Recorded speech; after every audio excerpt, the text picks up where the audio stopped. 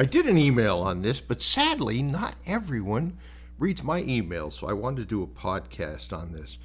And the subject of that email was, is this deal hot or not? 3 simple steps.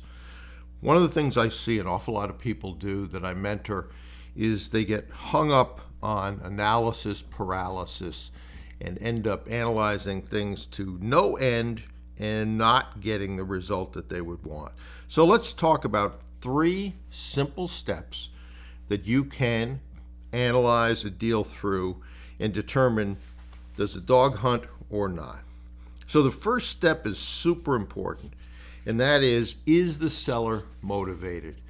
You do not want to spend your time trying to convince somebody to sell who doesn't want to sell.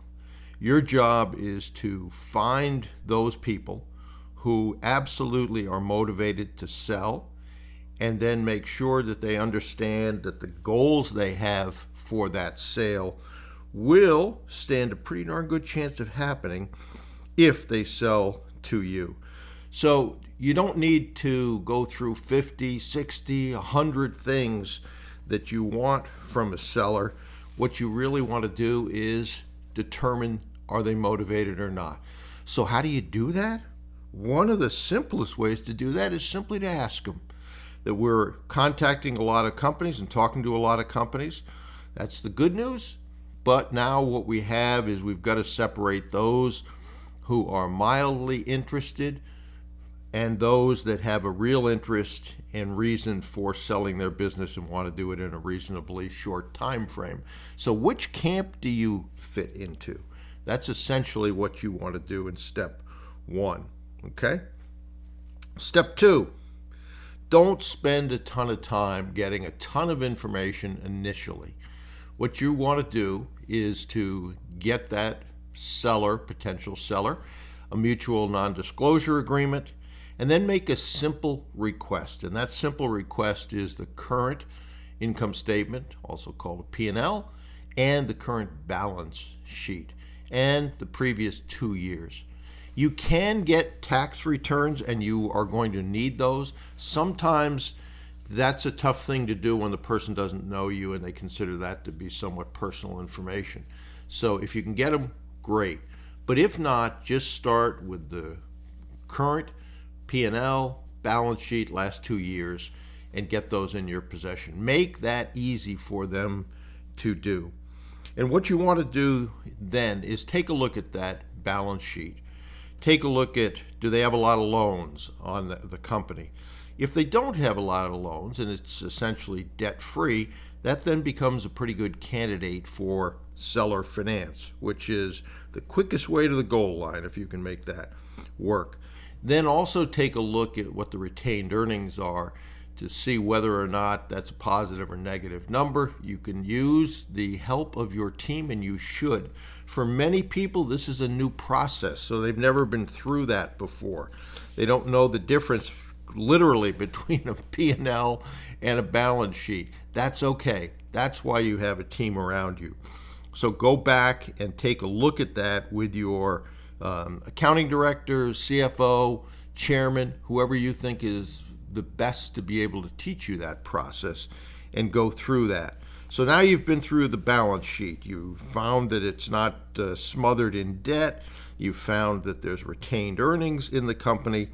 Okay, so then let's take a look at what you do next. Then you're going to take a look at the P&L. And what you essentially want to do there is to see whether or not at the end of the P&L, this business makes money. If it does, and it's within the categories of what you consider to be acceptable for your acquisition targets, basically your avatar, then great. If it doesn't, then go back up and look at several of the categories: salaries, executive compensation, maybe rents, where they might own the building and charging a very high rent that's not market rent. There's nothing wrong with that. But those things could count as add backs. Are they taking out all the money in terms of compensation or salaries, which after the sale wouldn't be the case? Maybe they're paying a family member a ridiculous, quote unquote, amount of money to do the books. that you wouldn't have to pay that amount. So you can look at those add backs, and you will likely end up being pretty surprised sometimes what you see at that. Then take a look at what the EBITDA is, and take a look at where the multiples are. You'll learn that from talking to your bank. Multiples of EBITDA give you the purchase price. And then have a discussion with the seller where you talk about your results of going through the balance sheet, income statement, certainly, and that you would like to move towards getting them an LOI. You're going to need additional information, but you want to move in that direction. One of the mistakes that people make is to say these businesses typically sell between 3 and 5 times EBITDA. Okay, it's a true statement most of the time. First of all, the range 3 to 5, unless you explain that, that's a pretty big range. It's not quite double, but if we just look at taking numbers, that's the difference between 3 million and 5 million that you're going to pay. That's a big difference. So you can add some things around it to say that your discussions with banks have been in the area of 3 to 5. 5's pretty rare. On average, it's 4.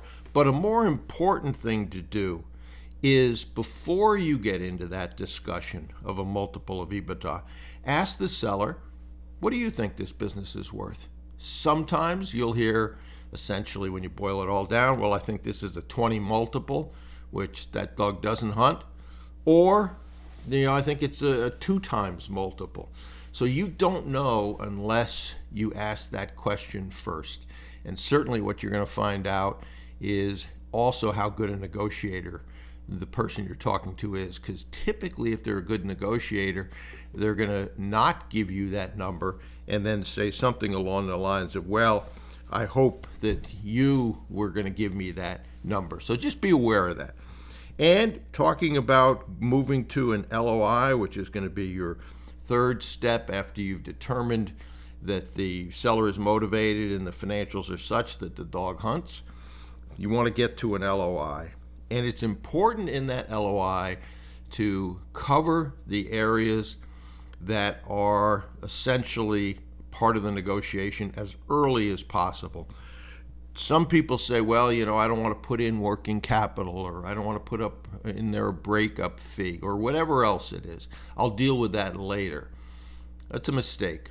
Is that if you negotiate an LOI and then later on, oh, by the way, we need to put in working capital. Oh, by the way, we need to put in a breakup fee.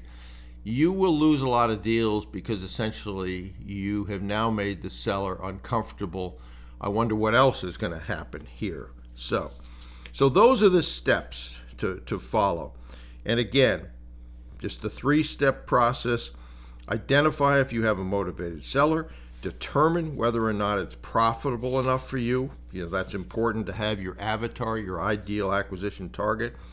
And then have a discussion which ultimately leads to a letter of intent, which does tell you that the seller is serious enough to sign a document with the details on how that business is going to be acquired. And then lastly, it's important that you follow these steps, not only these 3 steps, but the steps of identifying an industry, building a board, getting your professionals, interviewing financial institutions, talking to the prospects as well, and follow those steps in the order that they're there. A lot of people end up jumping around. They want to do a deal. They don't build a board. They don't get professionals. They don't end up talking to financial institutions to understand what things are selling at. That's important. If you do not know those steps, somebody actually outlined that. Go over to brucewhipple.com. The all-new Deep Dive Bootcamp is a pretty good resource to understand the steps, the templates, scripts, etc. And one of the things that I hear a lot is, can I set up a call with you? And I'm busy enough with the mentoring I do and the deal that I'm working on that the answer to that is almost no. But as part of the Deep Dive Bootcamp, I do a once-a-month live Q&A call, which is only for Bootcamp members. And that's a great opportunity to once a month take your questions, ask them. It's live. Essentially, we get through all those questions, so that might help you. So if that is something that makes sense to you and you want to do, go over to brucewhipple.com, grab the all-new Deep Dive Bootcamp. There's also other free material there that would be helpful. But follow the steps, and what I just outlined earlier were the 3 simple steps in figuring out if a deal is hot or not.